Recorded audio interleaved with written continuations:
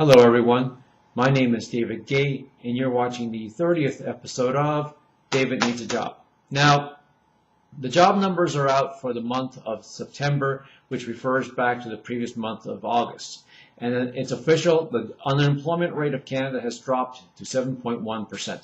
Is that necessarily a good thing? Well, as I've argued in my video series in the past, it's not just enough to focus about the unemployment rate falling to zero. We could have a zero unemployment rate and things would still be fairly tough.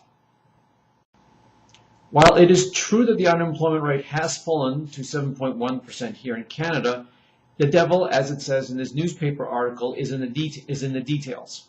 59,000 new jobs have been created, but most of them are part-time jobs, and this is the really big worry point, is that these temporary jobs have gone to older workers such as myself. So why the worry? Well, if you remember from your young days, or perhaps you're a young person yourself, part-time work is usually the stepping stone to help you get your foot in the door into the workplace. I did part-time work, for example, when I was an usher at a movie theater, at the Eglinton Theater, as a matter of fact, and that helped pay for my Humber College and my George Brown College student expenses.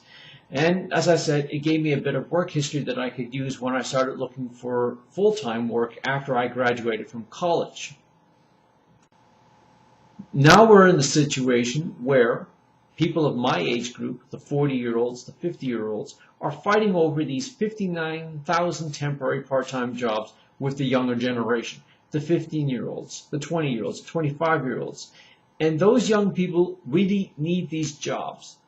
They need these jobs to get work experience. They need these jobs for credit in school, for co-op, and they need these jobs for saving up for post-secondary education because it is very expensive to have post-secondary education here in Ontario. In my 30 episodes of David Needs a Job, I've talked about a lot of things regarding my job search experience, my frustrations, my concerns, what I've had to go through in order to find a job, the snakes and ladder schemes that I've had to play with interviewers and the employment assistance centers, just to keep my head above water and not lose my home. But I always keep going back to a common refrain and a common theme that is the heart and soul of this series. The reason why we are truly in an age of austerity and a jobless recovery. Why I keep saying over and over and over and over in this video series those two phrases, like I'm a broken record, a skipping CD. I say these two phrases over and over again because what is happening is, out of the ashes of the past recession of 2008, 2009, and I could argue it's more of a depression than a recession, is out of the ashes of this economic collapse is a rebuilding of layers and layers and layers of part-time jobs that are going to be the foundation of the new economy. Gone are the days or jobs where you had full-time payment, benefits, and personal growth and ambition. We have got to get back to those days where we had those jobs.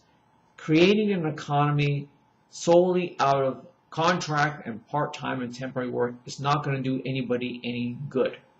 It's certainly not going to serve our young people who need those part-time jobs, because if you've got people like myself who used to work in IT but are now in such dire situations and dire straits that we are willing to do any sort of work, we are going to be taking those part-time jobs away from our young people.